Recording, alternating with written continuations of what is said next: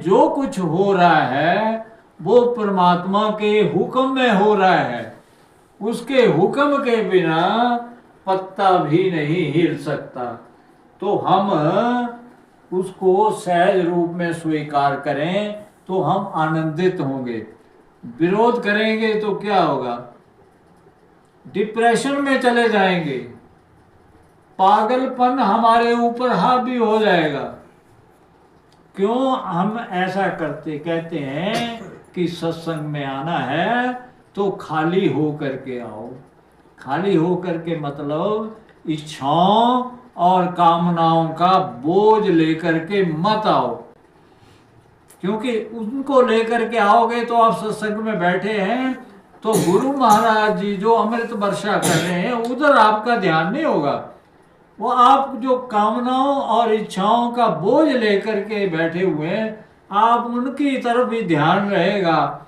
और आप ये देखेंगे जल्दी से जल्दी में कब सत्संग खत्म हो तो महाराज जी के आगे जाकर के मुझे आशीर्वाद दे दें, बे तेरी इच्छाएं पूरी हो जाए।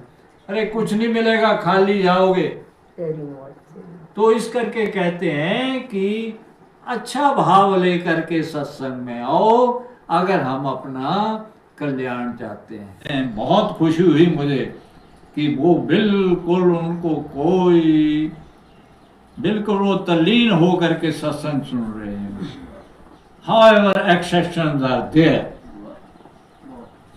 अब उनको पॉइंट आउट करना यहाँ ठीक नहीं है, लेकिन हमने ऑब्जर्व किया तो मुझे बहुत खुशी हुई।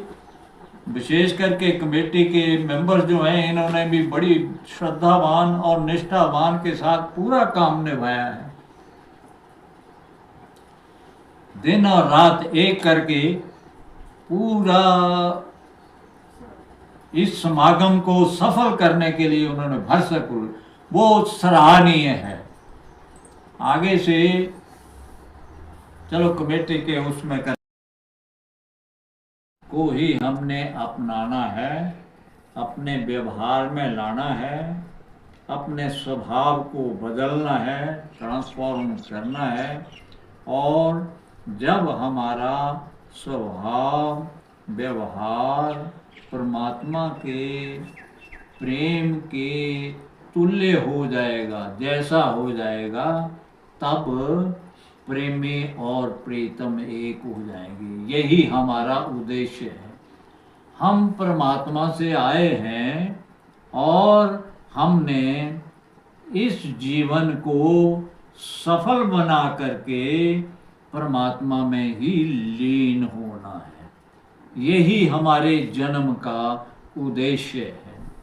पता नहीं 84 लाख योनियों में भटक भटक करके ये आत्मा, ये ज्योत, परमात्मा ने कुछ हमारे कर्मों को ध्यान में रखते हुए सबसे उत्तम देही मानुष देही दी है, ताकि हम इस जन्म को सफल कर पाए और आवागमन के चक्कर से छुटकारा हो सके। हाँ जी, लाभ उठाना चाहिए। ये नहीं हो कि फिजिकली हम सत्संग में बैठे हों लेकिन ध्यान हमारा कहीं बाहर दुनिया में हो। एकाग्र चित्त हो करके जो वाणियों द्वारा अमृत आपके ऊपर बरस रहा है उसका ठीक ठीक उसका आपने अर्थ निकालना है, भाव समझना है और उसको अपने जीवन में अपनाना है। उसके ऊपर चल करके ही हमारा कल्याण है। परमात्मा और गुरु कृपा और अमृत तो बरसाएंगे, बरसाते ही हैं हमेशा, हर हाल में, इर्रेस्पेक्टिव ऑफ एनी कास्ट और क्रीड, बिना भेदभाव के बरस रही है। लेकिन क्योंकि हमारा पात्र ही उल्टा है, अगर हम अपनी आत्मा के साथ जुड़ करके महापुरुषों के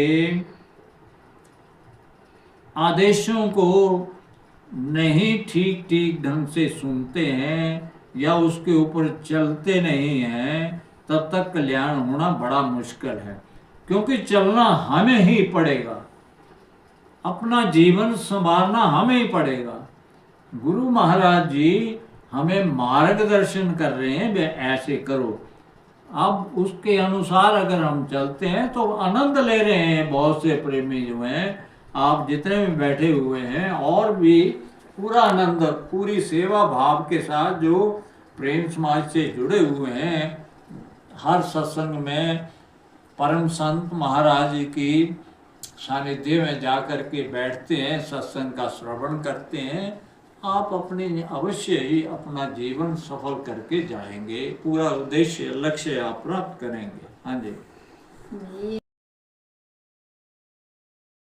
पूर्ण समर्पण के साथ जो हमारे ड्यूटीज हैं, फर्ज हैं, सबके प्रति, अपने बड़ों के प्रति, अपने छोटों के प्रति प्रेम भाव, पूरी सेवा के साथ पूर्ण समर्पित के होकर के जब हम हर कार्य परमात्मा का समझ करके करते हैं और साक्षी भाव में ही आ जाते हैं, जो कि परमात्मा का स्वभाव है, तब मौज होती है, परमानंद की स्थिति। और यही हमारा गंतव्य स्थान है, लक्ष्य है।